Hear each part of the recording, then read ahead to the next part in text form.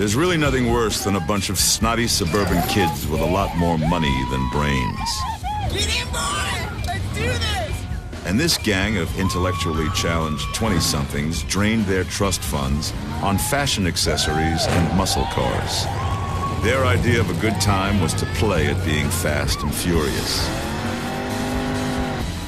Mike and Jade saw themselves as the Sid and Nancy of the group, a couple of Sex Pistols who didn't have an orifice that wasn't pierced, and didn't know a line they wouldn't cross.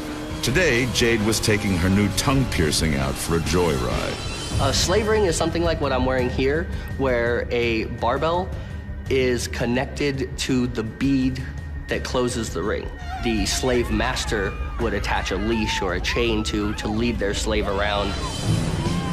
They thought they'd christen the new piercing with a stunt they'd called the Kiss of Death.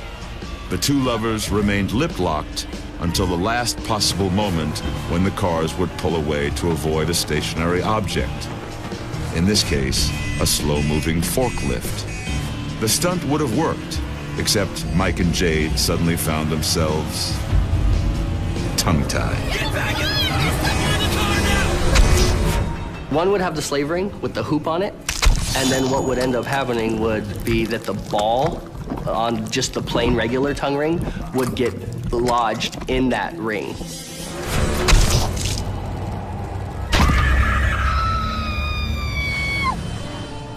The two drivers should have slowed their cars down at the same time, but they didn't use their heads.